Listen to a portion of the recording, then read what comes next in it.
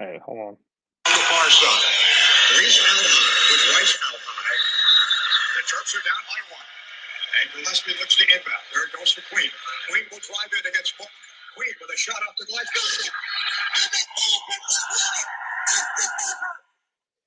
All right, welcome in, everybody. Sorry we were having a little technical difficulties there, but I don't know if you heard that. That was the legendary Johnny Holiday's call of the Derek Queen buzzer beater against Colorado State. Jim, as a Maryland fan, I've been used to a lot of heartbreak, especially that Michigan State shot in the NCAA tournament back when Grievous was there. But we have Jim Maisano from College Hoops Chat on. Jim, thanks for joining us, man. Give everybody a plug on where they can find you, your podcaster page, your X account.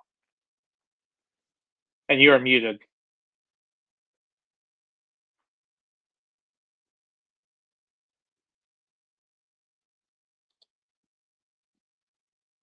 And you are muted.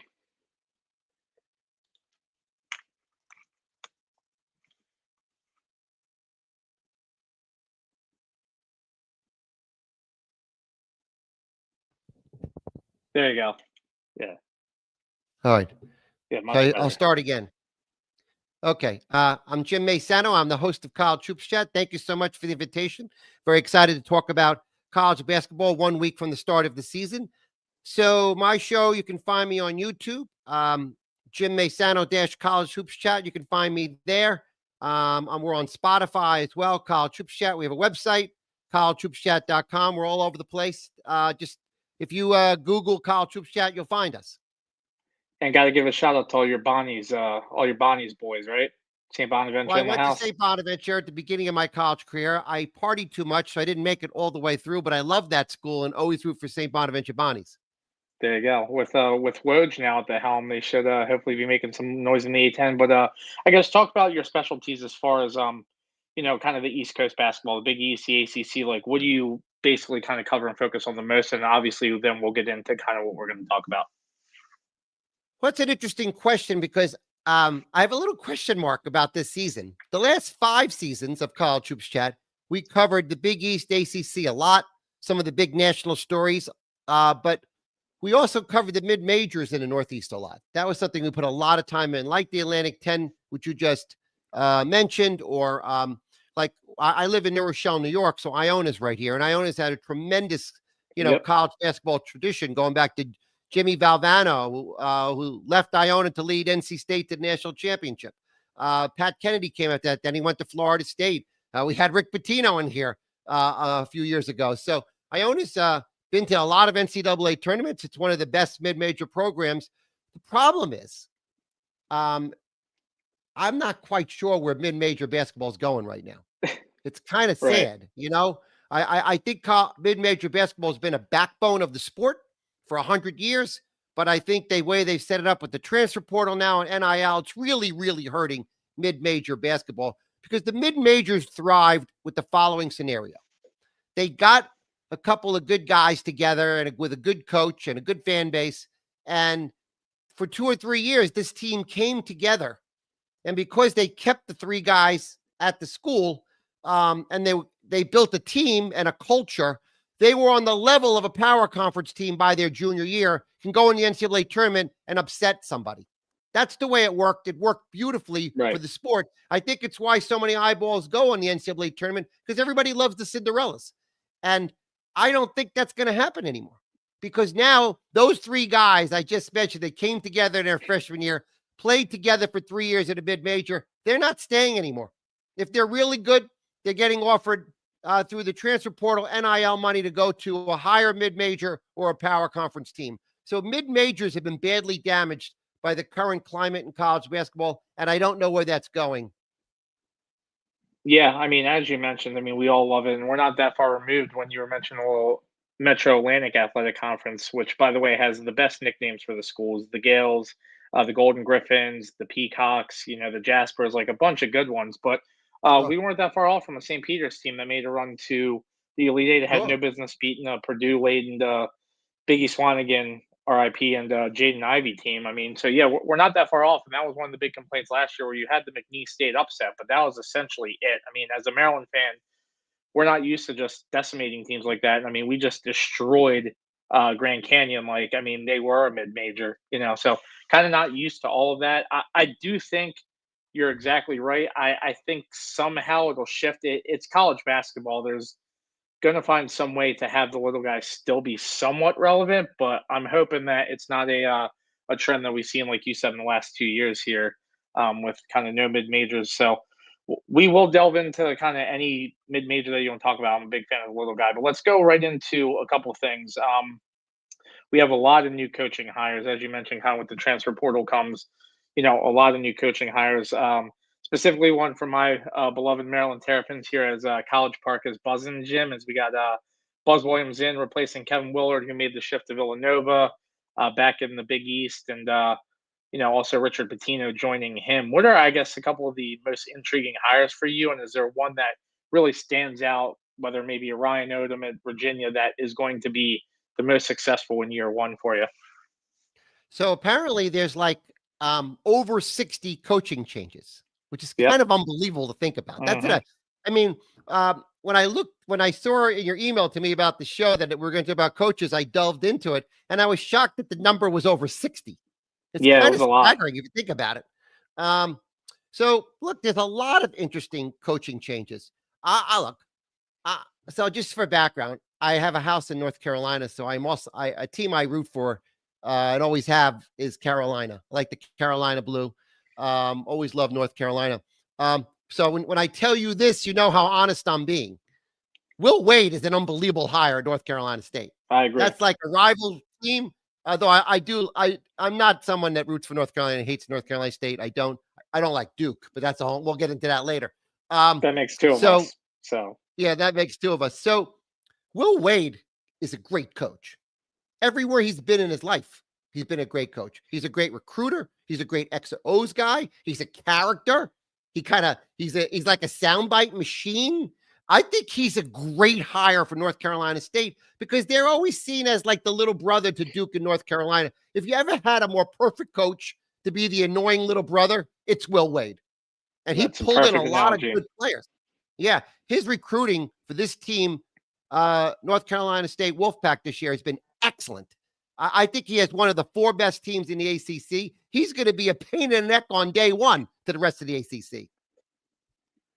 Yeah, I mean, it's he probably is the most slam dunk of them all. I also kind of think Ryan Odom at Virginia will be a great fit.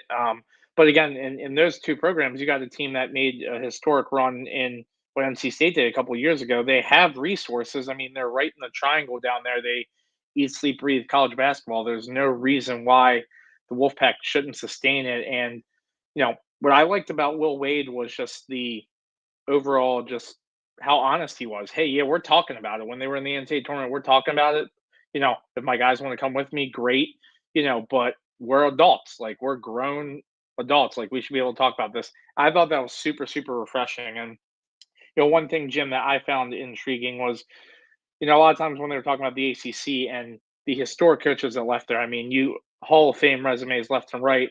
And then when the ACC has been quote unquote down, it's because you've had a lot of people that haven't been able to replace those legends, a la Autry at Syracuse. And then you just lost Larinaga. So you have a bunch of newer guys coming in. And do you think that young blood will get the ACC kind of back to where it needs to be, like a Jai Lucas at Miami? Obviously you have Shire replacing Coach K. He's done a phenomenal job, but now Will Wade coming in. Do you think that we're maybe going to see another kind of golden age or golden decade of ACC basketball? So I think ACC is going to get better.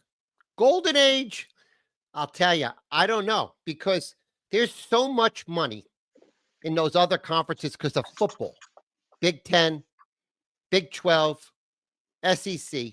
They are drowning in money that is also getting to the basketball programs. So they have a ton of money for NIL. The ACC football isn't on the level of those other three conferences. So, although they're a little better this year, the ACC football, but um, while the ACC has these traditionally great programs, and I think they'll always be good. Like Duke's always going to be good. North Carolina's always going to be good. Virginia has been great in the course of its history. They just recently won 6 years ago. So I do think the ACC basketball is going to get better. I think these new coaches coming in revitalize it. Pat Kelsey's done a great job at Louisville. Let's just put that out there. He's Absolutely. not a new coach. He's his second year, but what he did in his first year was terrific. He basically took a program that was destroyed by bad coaching and bad decisions, put him in NCAA tournament, put him near the top of the ACC.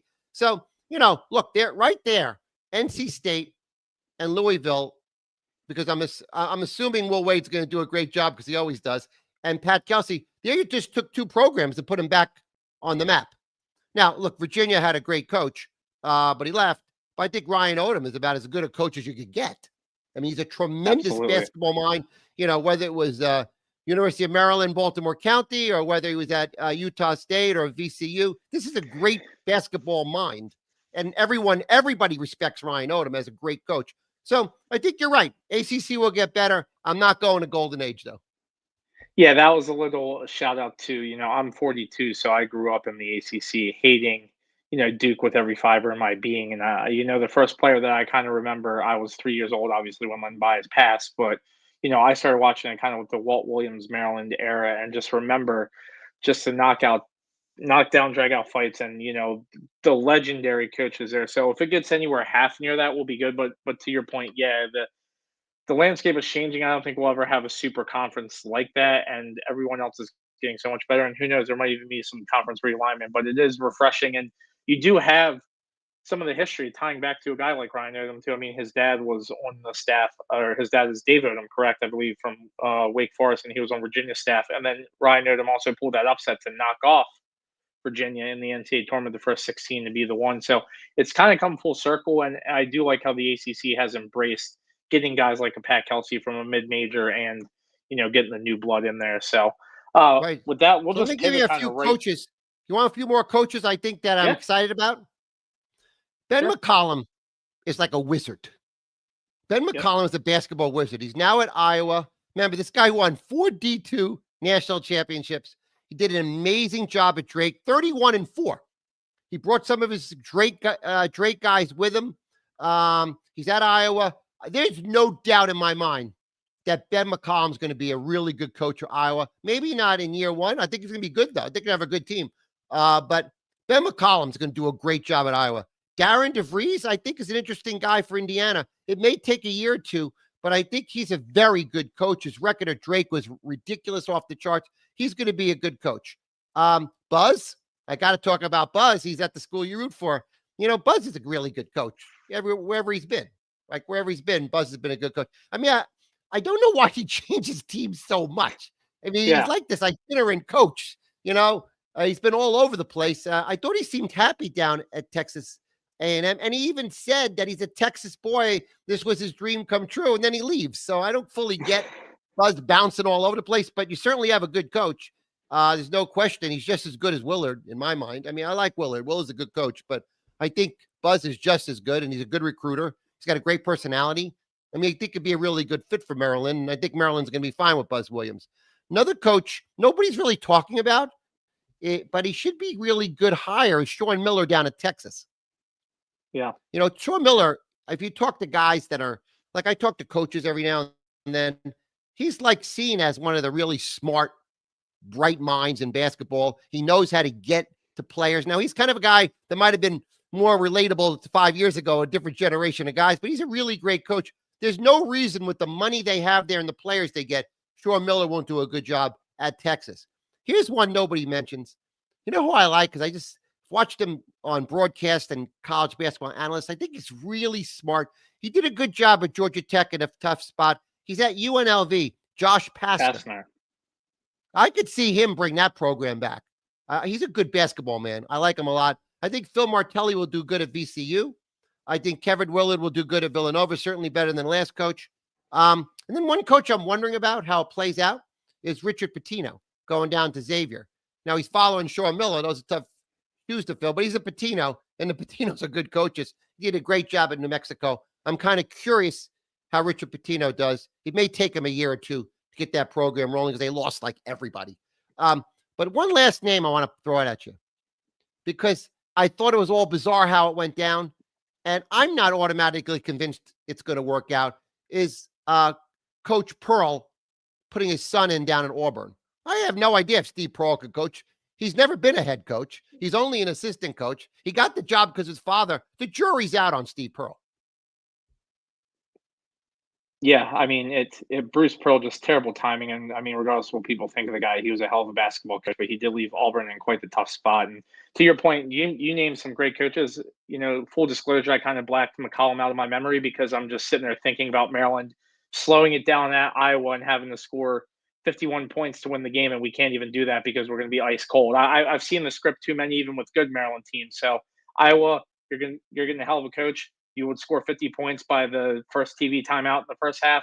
Get used to scoring that for an entire game, but you'll be winning a hell of a lot more basketball games. And Sean Miller, Jim, we didn't want him to leave the building when they dropped the ball when they hired Mark Turgeon. Like Sean Miller was here. We had Sean Miller and Mike Leach on the Oh wow! football end too, and both of them left the building, signed elsewhere. And then Sean Miller takes Arizona with the one run where they beat Duke. So very interesting landscape, like you said. Coaches can make just as much of a difference as transfer players because they're bringing in their players as well too. But yeah, some really really interesting names to watch, and no one will be shedding tears here in the DMV if our boy Kevin Willard struggles with Villanova out of the gate. But I do think we got a little bit of an upgrade with Buzz, and 5 to 6 years, a couple of Sweet 16s. We'll take it as Maryland fans. Hopefully, can get us to the promised land. But let's start kind of, I guess, in the bread and butter here with a little conference breakdown.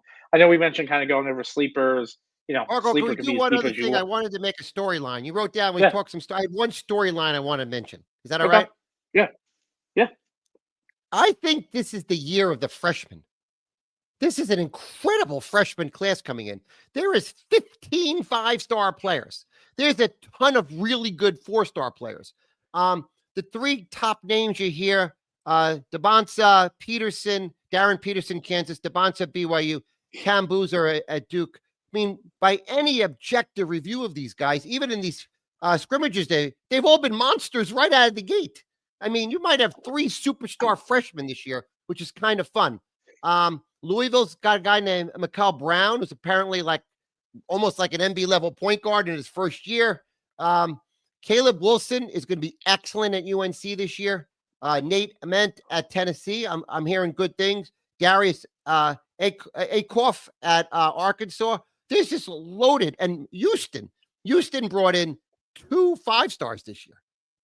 With Sampson, who's one of the very best coaches of all time. So I just think it's a very fun freshman class. Braylon Mullins at UConn. I can't wait to watch these guys play. Jim, did you ever think that in our lifetime we would see Duke become a one and done school and get kind of those one and done perennial McDonald's All Americans and the flags, the boozers back to back, and then even a couple of years ago Zion Williamson? So you're exactly right. I've been, unfortunately, as being Duke haters, we've been reading too much about Boozer on after one scrimmage and that they had on X. But yeah, I mean, it's just that's the beauty part about college basketball is these guys can come in. As much as we don't like the fact that people are one and done or there's all this transfer portal, it's like you get a couple good freshmen coming in and it can change the game and elevate a program there. So really interesting Let me games give that you you good watch, and I news. can't believe. I'm sorry. Want some good news? Since we're having this Yes. conversation, I don't think Duke's the best team in the ACC, despite the fact everybody else does. I think Louisville is. Is it Louisville? Yep. I think Okay. Louisville is the best team in the ACC. They were 27-8 last year under Pat Kelsey. I actually think on paper they're better than Duke. Look, Duke's got Cam Boozer, and he's going to be an all-time talent. That's going to be one of the very first picks in the NBA draft. He might even be as good as Cooper Flagg. I don't know. Here's the difference. Cooper Flagg had a better supporting cast. There's still a lot of question marks with Duke. Caleb Foster came back, a 5-star player 2 years ago, but 5 points a game. He didn't do much last year. I like Isaiah Evans. I watched him in like February, March. He was blossoming into a big-time player. They just had so much talent on the team.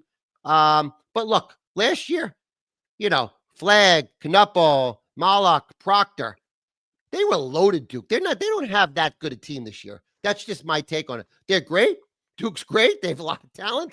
They're going to go to NCAA tournament. They're going to win a lot of games. But Louisville is the team that stands out to me because Pat Kelsey likes to shoot threes. He likes to play fast and shoot threes. So he went out and got great 3-point shooters. All right. They got Kobe Rogers from Charleston, who averaged 45% from 3 last year, 10 points a game. Ryan Conwell from Xavier, terrific player, 16.5 points a game, 41% from three. And then you must know Isaac McNeely from Virginia, 14.4 points a game, 42% from the field. How about that? So not only did he bring a five-star point guard in to feed them, he brought in three guys that shoot over 40% from three. And there's one other name I'm going to put it, Cason Pryor. Cason Pryor was playing terrific last year, early in November. He was a big transfer coming in, 12 points a game, 6 rebounds, but he was a glue guy. You know, the guy jumping for the loose ball, banging down in the paint. He got hurt last year. He's back healthy. So you start putting that roster together. Mikal Brown, Conwell, Rogers, McNeely, Pryor, Javon Hadley's back, 12 points a game. I just named you a pretty darn good 6-person rotation that can compete with Duke over at Louisville. And I'm a Towson University alum, and I remember Kelsey's last season, them just raining threes as Towson lost to them in the semifinals. As I believe we were the 1 seed there, so it's like I was definitely well aware of Pat Kelsey and the three prognostication. But to your point, too, any team that can shoot threes can beat people, and then you bring in a lockdown defender and people that can handle the ball as well, too. But we also talked about the ACC getting deeper in NC State, Virginia, certain teams like that. So there's not the easy wins that there might have been. And who knows if Syracuse is going to be any better. Miami should be a little bit better now after kind of disaster year that they had 2 years removed from, or 2 or 3 years removed from making a Final Four. So, yeah, the ACC is much deeper. And quite frankly, these people aren't going to be scared they're not going to be scared to go into Cameron Indoor Stadium. They're not going to be scared to see Duke across the chest of of their opponents and lay down. So excellent points that you brought up, and I will love to And see I'm not even Louisville come out of convinced. there. Given my, You got to let me say this on your show, Marco, because I got to say it. I'm not even convinced Duke's going to beat my Tar Heels twice. They think they are, but I don't think they're going to beat my Tar Heels twice. North Carolina has a much bigger team. One thing they got is length. They've got a bunch of guys that are like, 6'10", 6'11", 7 foot. They're going to be taller, so they're bigger in the paint. Henry Vesser, they got from Arizona, is a really good college basketball player. He had 10 points a game, 5 rebounds, but he's better than that. He was with that Arizona this year. He looks really good. And his power forward's going to be Caleb Wilson, who's a lottery pick. So right then and there, you have Henry Vesser, 7'1", Caleb Wilson, 6'8", power forward, lottery pick. You have Kyan Evans and Seth Trimble back, and Jaron Stevenson they got from Alabama. He's like a 6'10" guy, shoot threes. They're a different team. They're bigger. They shoot a little better. I think they'll be competitive with Duke. I'm not going to sit here and say they're going to beat Duke. But do I think Carolina will be competitive with Duke? I do. And here's the wild card. Luka Bogovic. He was a professional player in Europe. They got him. He hasn't played yet in the scrimmages because there's some kind of academic problem. I don't know what it is. He hasn't played yet. I hope he's on the court next week. If they have Luka on that team, because he's a professional player from Europe and apparently was awesome in the summer in practice, all of a sudden I just named you a pretty nice 7-man rotation for the Tar Heels, better than last year. Better. They're going to have a better team than last year. I believe that. So that being said, obviously shooting has been kind of their downfall. But if Hubert can't get this team to the second weekend of the NCAA tournament, or even not on the bubble, is he out at North Carolina after next year? Let's say they get off to a slow start and they're hovering around middle of the pack of the ACC. How much leash does he have this year, despite getting to the Final Four a couple years ago, or the national championship game a couple years ago? It's a great question. Look, he's coached there 4 years. He went to the NCAA tournament 3 times. He went to the Final Four once. He had another very good team that won the ACC. So, I do think the critics are a little harsh on the guy. I like you, but at the same token, last year's product wasn't very great. And then they had that year where they had the top seed and didn't even make the tournament. So it's been an interesting roller coaster ride for you, Hubert. So this team is really going to decide his career. That's kind of your point. It's a good one. Look, if they don't make the tournament, will Hubert get fired? Probably, if they don't make the tournament. If they go to the tournament and get knocked out in the first round, will Hubert get fired? Maybe. But if he gets to the tournament, wins a couple of games, he probably survives. They like Hubert. Everyone likes Hubert at UNC. It's not one of those things like last week you saw these stories about Brian Kelly on the football side getting fired from LSU. People didn't like him. Everybody likes Hubert Right. Davis. He's a smart man. He's an alumni. He was a star player, went to the NBA, but he's also a class act. So they don't want to fire Hubert. He'd have to really have a bad year because I don't know if you heard, but they raised a ton of money for NIL this year. No, they don't disclose, right, to tell us, but apparently they're one of the teams that spent the most in America on their NIL this year. So he's got everything he needed. Now he's got to produce Hubert Davis. Yeah, and there's a certain football coach that shall remain nameless that hasn't lived up to the hype for North Carolina. So basketball kind of disappoints this year. Could be back to the drawing board for the Tar Heels Yeah, there. But good point.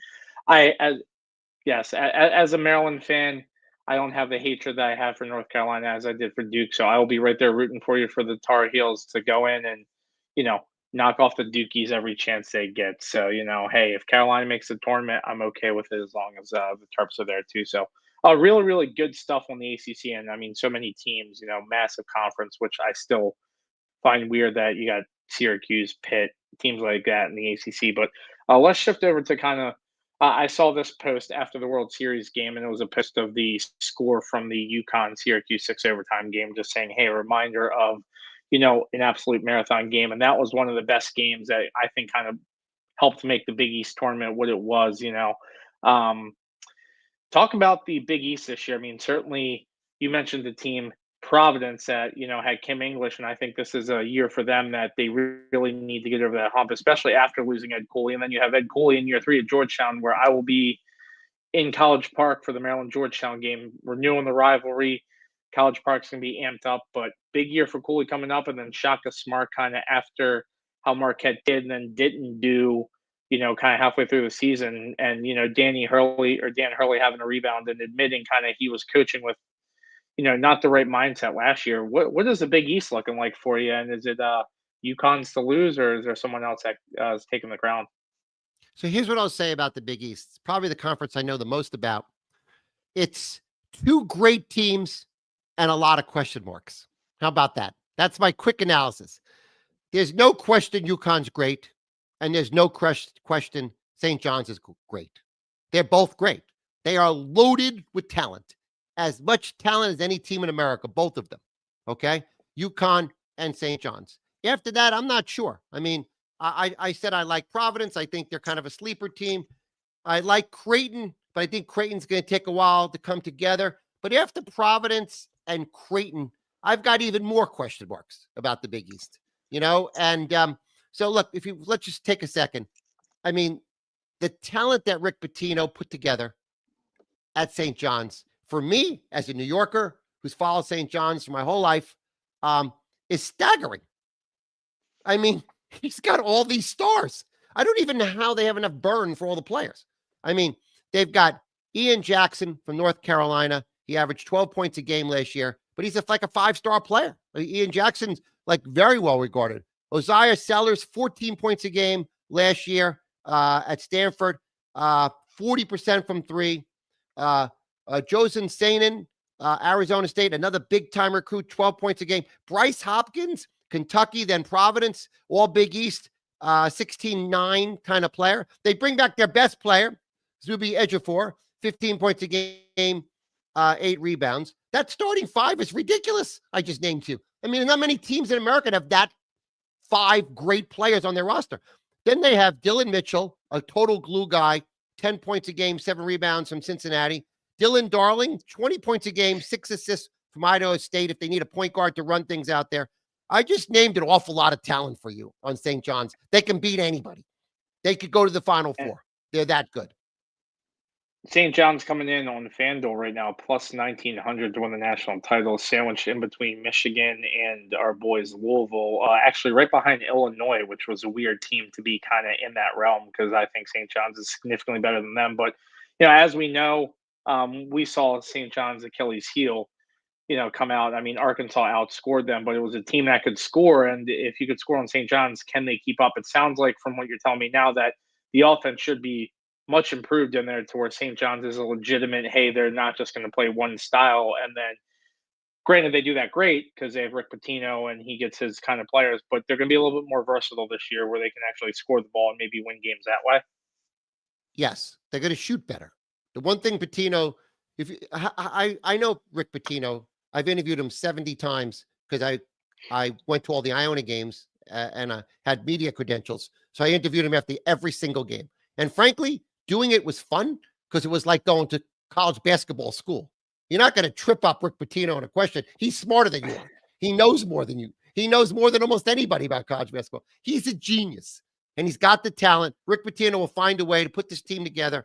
There's no doubt of mine they'll be in the Sweet 16, maybe Elite Eight, that kind of team. Sounds like a great value too, as far as getting them at a plus 1900 to make the or to win the national title. I haven't seen what it is for the Final Four. It's not out on FanDuel yet, but that's definitely a team that will be on a lot of people's radars there. So as you mentioned in the Big East, two great teams. You know, a couple question marks. Talk about some of those question marks. I think I named a couple in Georgetown. You know, obviously we mentioned Kevin Willard earlier, and then teams like Marquette and Providence. Like of those four, maybe kind of the middle of the pack, who do you see emerging as the team that answers the questions, and then who do you think might struggle the most? So right now I have four teams that I think will go to the tournament. I love UConn. I love Silas Demery, their point guard. I love Solo Bowles back. I just, Caravan is back. Guys won 2 national championships. They're a terrific basketball team. UConn to me is going to be like in the Final Four. So now we go to your next question. So then I said to you already, I think Providence and Creighton are tournament teams with some question mark there, but I do think they get there. So next, Georgetown. All right, you're in the Baltimore area, so you want to talk Georgetown. Here's my take on Georgetown. Okay. They have a very good starting five. If you look at Georgetown's team on paper, Malik Mack, KJ Lewis from Arizona, Langston Love, a very good player from Baylor, Caleb Williams is back, the 7-footer Vince Iwachuka. Is that how you say Iwachukwa? That's a pretty darn good starting five. But I don't see any depth. Jeremiah Williams from Rutgers, maybe, but that's it. They get like a 6-man rotation, and that's it. Look, maybe some guys will step up, and we don't know who they are right now. But I don't see a lot of depth for Georgetown, which makes me wonder how they get through the season with just 4 or 5 good players. But they do have, like I was saying on a podcast last night, if Malik Mack, KJ Lewis, and Langston Love are having a good night, Georgetown could beat anybody. They've got 3 damn good players right there on the court every night. So I think Georgetown will be good. I think they'll be, better than 500 team, a team that'll, be tough to play in the Big East. Like I said, they got players when they're playing well, they can beat anybody. Marquette, I don't know what to tell you about Marquette. I mean, great coach, not a good coach, great coach in Shaka Smart, but he doesn't believe in the transfer portal. So he lost like 3 stars, Cam Jones, David Joplin, Stevie Mitchell, and didn't really replace them. He's basically, it's old school. He's developing players. He's a great coach. God bless him that he thinks he can still do it without the transfer portal. I don't know how you can do it in this day and age, but he's got Sean Jones, who was out with an injury last year. He's back. Chase Ross is very good. Ben Gold is very good. So they do have very good players. I think Marquette's a good Big East team. Are they a tournament team? I don't know yet. I want to see them play. And that's Marquette's a very interesting case because I mean, some of the expectations that they had prior to Shaka getting there. I mean, they were a good program that had some good teams. I mean, they had the Wesley Matthews, the Jerome McNeils of the world, and then obviously going way back to Tom Crean and Dwayne Wade taking them to the Final Four. But they're Marquette of all the programs that you just named. It's like is going to the tournament and competing for the Big East regular season title, winning it. Is that good enough? Where Shaka kind of has a pass where they don't need to tell him, "Hey, you better get your ass on the transfer portal," or you're gone and kind of change it. So it'll be interesting to see if they let him continue to do this. And I mean, so far you can't really argue with his results. I thought they underachieved last year. I remember that team coming into Maryland and Cam Jones just being an absolute stud and single-handedly winning that game. And I believe they got up to like number 5 in the rankings. As we know, rankings mean nothing, obviously. But yeah, I mean, that's a very, very interesting take because I just kind of assumed that they were a tournament team. So your breakdown is really good there. And I can tell you I'm going to be pre-gaming at Looney's for the Maryland Georgetown game, and I'll be dropping those 3 names for Georgetown. I'll be like, if we could just contain these 3 guys, if they have an off night, I'll remember where I heard it. So Feel hopefully free. we're leaving College Park. But yeah, talk about I guess even lower, a team that I think it would be amazing if they made the tournament because they were really really deep. But we saw them get a great coach come in, a guy that had a bad run and at Ohio State a very very bad ending. But DePaul, I mean, is that a team that they're just going to pull a few upsets and maybe make a semi run in the Big East tournament, or can they actually get into the NCAA tournament? You think, or are they a year away from that? To me, DePaul is the team in the Big East who's better than everybody thinks. If I had to pick one team who's better than everybody thinks, it's DePaul. Holtman's a very good coach. He brought back 3 guys in an age where there's no consistency. He brought back 3 starters. So I like that. Layden Blocker, CJ Gunn, and NJ Benson. I think CJ Gunn, 13 points a game, is really good player. I think NJ Benson, 9 points a game. I think he's really good. And then they brought in some nice transfers from Tulane, Caleb Banks, 15 points a game. And they also brought RJ Smith in from Colorado. He's got some freshmen coming in as well. I like that DePaul team. I think they're a bubble team, a low bubble team, on the bubble but low. The teams I'm not thrilled with right now.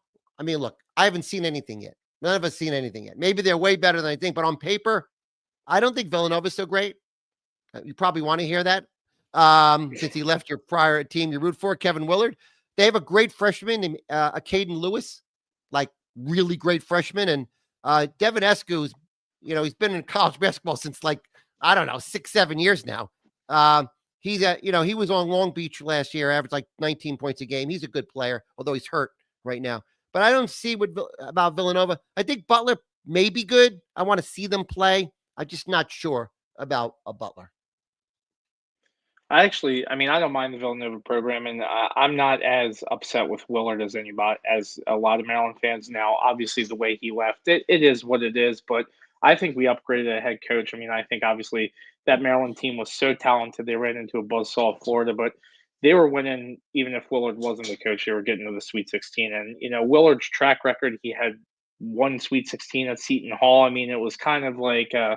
Who is this guy? It seems like he fits that Northeast style, the Big East style better. So more power to him. I got some friends that are Villanova fans. I loved Jay Wright. So, but yes, I will not be shedding a tear if Villanova does struggle this year. But I like when elite programs outside of Duke, you know, that might have struggled kind of get back up there. And Villanova is one of them. And if it can be the coach after Kevin Willard, great. But you know, as long as Villanova is making the tournament, I think college basketball is a little bit better, and I'd like to see the Big East be that conference again. So, but hey, like I said, if they don't make it there, so really, really interesting to hear about that too, because we did have a couple of teams that aren't too far off from making runs in Butler and Villanova and teams like that. Now it's like you're talking about them kind of middling in the Big East, and by the time how the times have changed, and we do forget that UConn team, despite what we were kind of talking about beforehand, they were leading Florida in the second round of the NCAA tournament with till like 5 minutes ago before Florida went on like a 12-0 run or 20-0 run or something like that. But that was a game where I'm looking like, is Maryland going to be playing UConn in the next round, for right to get to the Elite Eight? So that I think that UConn team is going to be on a mission, and I think they're going to steamroll the Big East and get to the Final Four. But the other teams that you mentioned will be very very interesting to watch. So I just finished with I think Xavier's in a yeah. rebuild. Richard Pitino has a long road ahead of him, and poor Seton Hall. I love Seton Hall. A lot of great moments in history, but they just can't keep up with the NIL and getting the players in that other schools do. I feel bad because Shaheen's a great coach, but they've got a tough road right now. They just don't have the NIL money. They're a long way from the Terry DeHare days, that's for sure. Yeah. But not to keep focusing on obviously, the Maryland Terrapins, but let's shift over to the Big Ten. And there's a team that I like, and I'm a little upset that they're getting way too much love because I did a pod, kind of 3 weeks before the rankings came out, and I was all over Michigan as a sleeper because I love Dusty May. I think if you could get the Final Four with them, and everybody talked about how Michigan can't win in the tournament, they were everyone's trendy upset pick in the first round to lose to UC San Diego, and they went to the Final Four and the Sweet 16. They gave Auburn a run with the big men that they had. Dusty May style of coaching. Michigan, I think, is a legitimate national title contender who I would sprinkle some money on. But give me your Big Ten breakdown. I guess who is the best team for you, and where do you see Maryland's kind of ceiling being? So I really like Michigan, like a lot. I just think they have a terrific team. I mean, he put together such a great team. Um, Obviously, Luxembourg is ridiculous. You know, people are saying that he's top 5 player in the sport. But I think he's got it. I really think he built a monster there. I could see Michigan in the Final Four. I think they're that good. As a matter of fact, I don't know necessarily that Purdue is better than Michigan. I know everybody's ranked Purdue higher, but I'm not convinced that Purdue is better than Michigan. I think they're about the same right now. I look at them on paper. You got to love Purdue. They brought the 2 of their best players back. They've got a lot of continuity, which matters, I think, in the sport where everybody's taken from the transfer portal. But I like them equally, DePaul and Michigan, to win the Big Ten. I don't just have it like everybody's got Purdue as like the best team in the country. I'm not even sure that's true. Is it going to be as deep of a Big Ten? I mean, you had so many teams that were just beating up on each other that were making the tournament. I think the prime example of that is a team like in Illinois under Underwood. It's like they look like the best team in the country sometimes, and then they lose head scratching games, and they're sitting there with 10 or 11 losses. But they're a team that's like, hey, they could go to the Elite Eight. They did a couple of years ago with Shannon when they got hot. Like, who's a team like that out of the Big Ten that's like, if they get it together, they put it together, they have the talent? Or is it Illinois? And it's just gonna be another year like that for them. That's kind of up and down. You know who I like? I might be crazy to tell you this. USC. They Yep, went with the Muss 17 and bus. 18 last year. I like the coach, Eric Musselman, but they brought in 2 winners. Now, you could tell me if I'm wrong. You would know better than me, but I liked Rodney Rice a lot at Maryland. Yeah, 14 points a game. I loved Chad Baker Mazzara at Auburn. I loved him. He was a glue player. He was a great defender, a good offensive player, total contributor in every way with the team. They built the team around those 2 guys. I mean, you could do worse than Rodney Rice and Chad Baker Mazzara, right? They brought in yeah. Jacob Kofi, forward from Virginia, who's a good player. Jordan Marsh, 19 points a game from UNC Asheville. I kind of think USC is the kind of team with a couple of good freshmen they brought in as well. The number 43 player in the nation coming in. Maybe and the number 29. It's about 29 and 43 best freshmen coming in. Put all those players I just read off to you together. I could see USC make a little noise in the Big Ten. What do you think? I'll see your USC and I'll raise you probably my favorite player in the nation, and Donovan Dent going to UCLA. I was hated to see him go there because I know he's just going to light up Maryland. But I've been a Mick Cronin guy. I mean, we saw him take a talented yet underachieving regular season team a run to the Final Four, and if they weren't for Jalen Suggs' buzzer beater, they're in the national championship game there. So I've been a Cronin guy. I think UCLA kind of was better last year than people gave them credit for, and then kind of tailed off. When you have Donovan Dent who can just win a game for you by himself, I think that's a team that maybe they're not in the top 3, but they're right there. And I do agree with you on USC, but I think both of those teams, I give the slight edge to. I will give the slight edge to UCLA just strictly because of Donovan Dent, and I would actually put a little wager on Donovan Dent to win Player of the Year if he does get UCLA kind of to where I think they could be. So really interesting to see that A, 2 Californian teams are in the Big Ten and we're talking about them, but B, that they are both teams that we think could make some legitimate noise, not only in the conference, but also, maybe be day 2 NCAA tournament teams. But both, it starts with the great coaching. Like you mentioned, Musselman is a proven winner. So is Cronin. So, I mean, I think the Big Ten could be loaded with, we look up and there's 9 teams in there and you're like, man, all of these teams have a legitimate shot at going the second weekend of the NCAA tournament. So it should be very, very interesting here. I love Donovan Dent. My beloved. I agree with you. I Yeah, love Donovan Dent, and he goes to a UCLA team that brought back 3 really good players: Sky Clark, Eric Daly, and I found out to say his name, Biladow. Anyway, something. they Yeah, brought yes, back 3 yeah, starters, something like so that. they got some continuity back. So I like UCLA. I think they're a tournament team. I do, and I love Mick Cronin. But we didn't even talk. Let's talk about this team at Michigan, right? They got Elliot Cadeau, who's a terrific point guard. He's a pure point guard from North Carolina. They bring back Burnett, Namari Burnett, about 9.4 points a game with Michigan. He comes back. They bring in, I called him the wrong name before, Lendenberg, who came from UAB. 18 points a game, 11 rebounds. People are saying he's one of the 5 best players in the sport.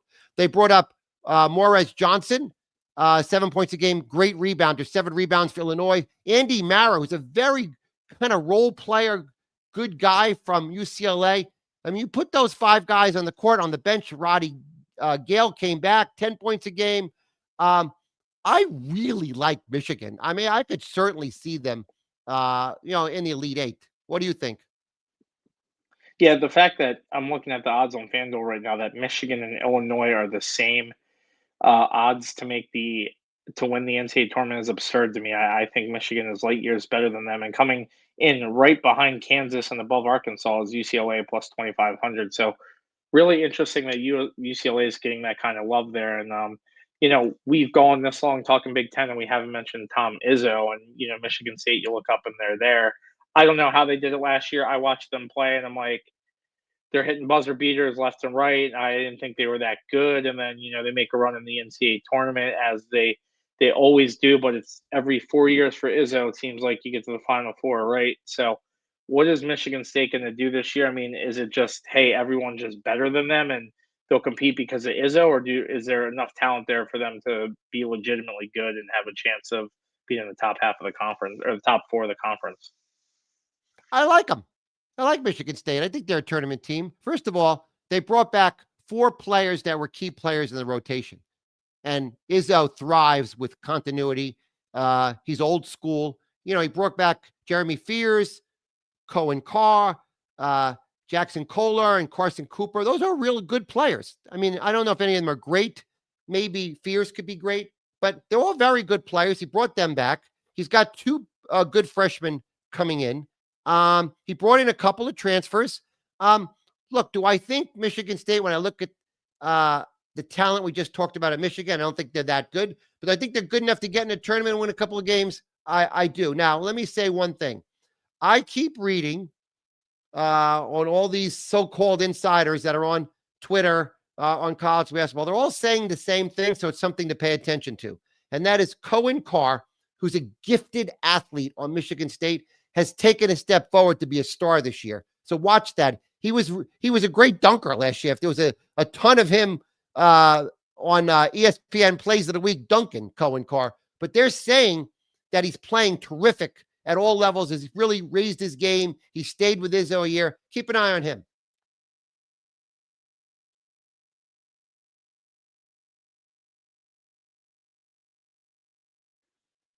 Yeah, it was really interesting to see Izzo have a lottery pick in Richardson last year. I mean, normally you got like you're talking about the glue guys and the kind of this guy's matured under Izzo and become a good player, but they actually had a legitimate lottery pick there. So to mention you, Cohen Carr's a name where it's like all of a sudden you're going to look up and you're going to be like, where the hell did that guy come from? It's a typical Michigan State guy, but that's the guy that will probably be the kind of guy that can elevate them to the second weekend that they really do need. So, God, the Big Ten is just so loaded, and obviously, I'm decked out here in my Maryland gear, and I haven't seen too much love for the Terps. I mean, I do like the pieces they brought in. There's been some significant injuries, but it seems like, and correct me if I'm wrong, if you disagree, that Maryland's maybe a fringe NCAA tournament team at best, not a team that a lot of people are confident make the tournament. What are your thoughts? Yeah, I think that's fair. I mean, they have a good coach, and he brought in some good players. And I think if I noticed about the players he brought in, they're all power conference players. They didn't go the route some people did of bringing mid majors in, hoping these kids can step up and play at the higher level. Miles Rice from Indiana, Isaiah Watts from Washington State, Elijah Sanders from Virginia. He brought some of his guys with him from Texas A&M. I brought 2 guys, I believe, from Texas A&M, Pharrell Payne and Yep, Solomon Washington.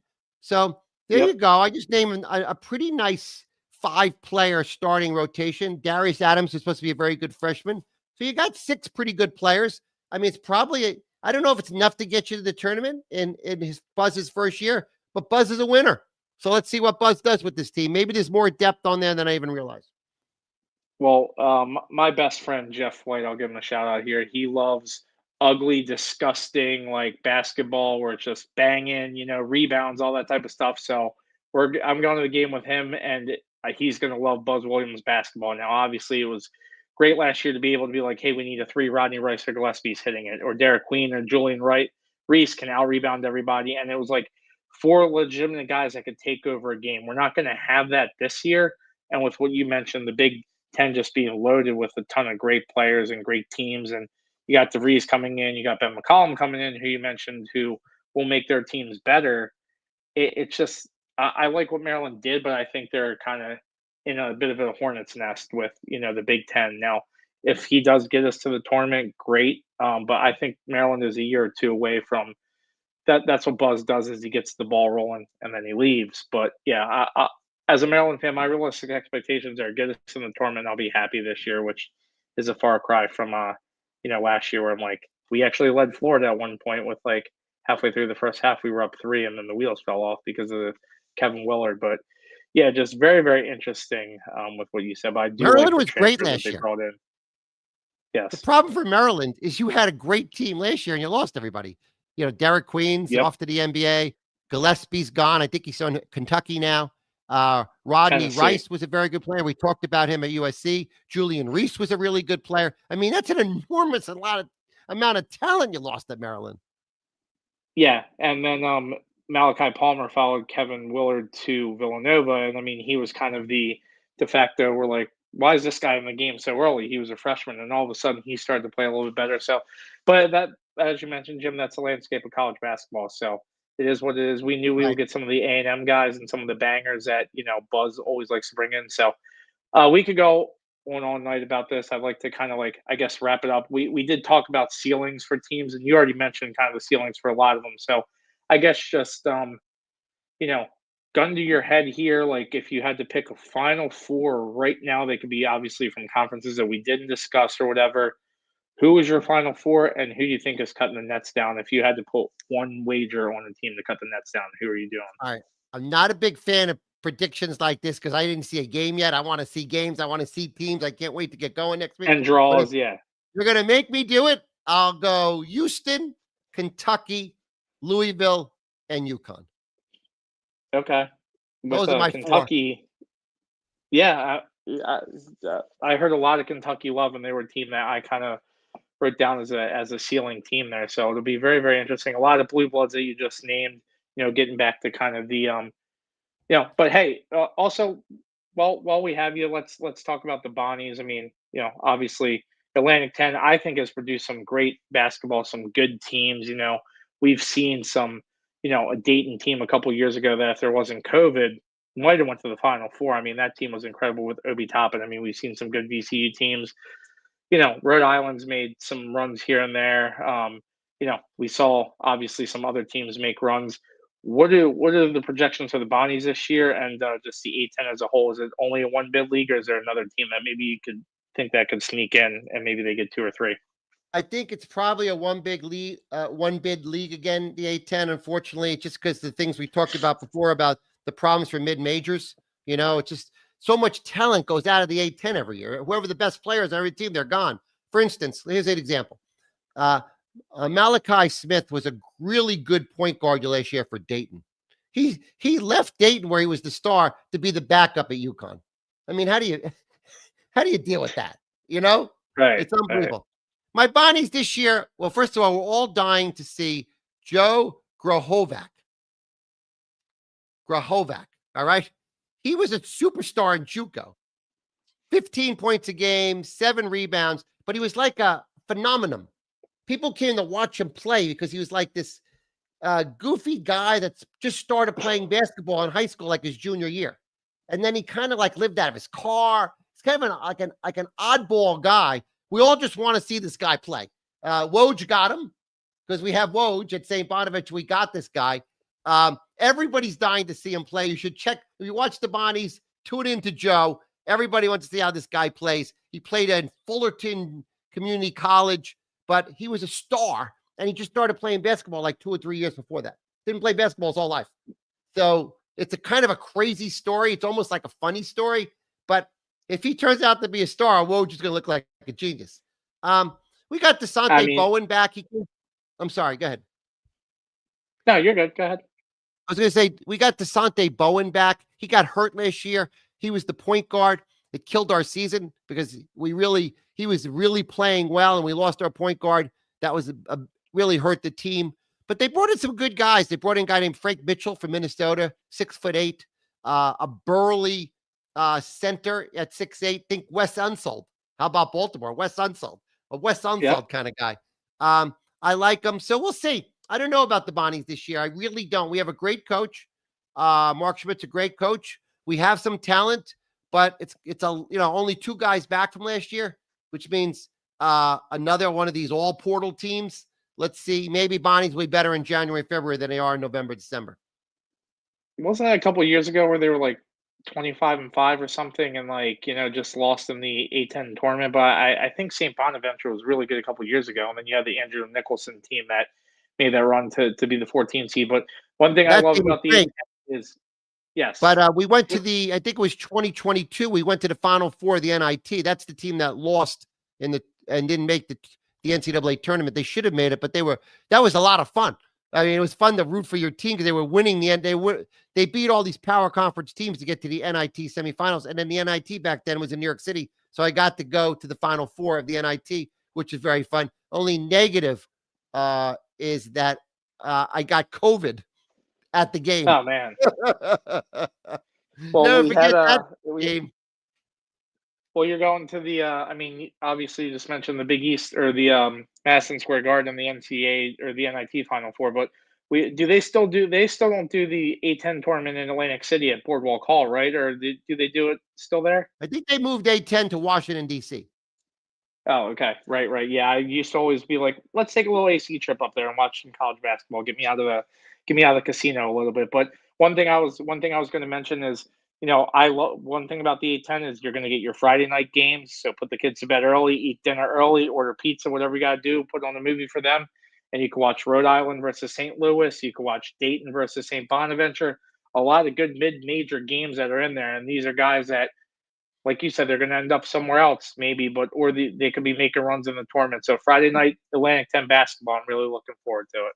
I'm hearing Dayton and St. Louis are both really good in the A10, so keep your eye on those 2 teams.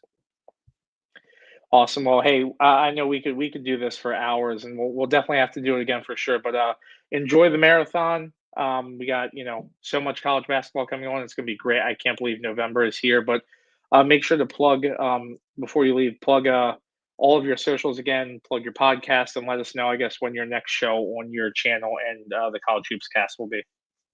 Thank you. So, thank you for the invitation, and thank you for chatting with me about college basketball for an hour. This was really fun, and it made me do a lot of research for the show. So, my preparation for the season got advanced thanks to you. So, thank you. There you go. Yeah, no problem. Again, I'm Jim Maisano. I host College Hoops Chat. If you just Google College Hoops Chat, we're on YouTube. We're on Spotify. We have a website, collegehoopschat.com. We also have a very active Twitter page. I think that's where Marco found me, which is at COLL Hoops Chat. You can find us on Twitter. I'm on there all the time, talk about college basketball. My personal page is Jim Maisano. So love to chat with anybody about college basketball anytime. Keep in touch. And there's always a beverage of your choice and a meal for you in College Park if you ever make your way down here for a Maryland game, Jim. So we'll Good definitely to have know. to do Thank this you. again. Thanks so much. I might No take you up on problem. that. Yeah, for sure. Anytime. Have a good one. Okay.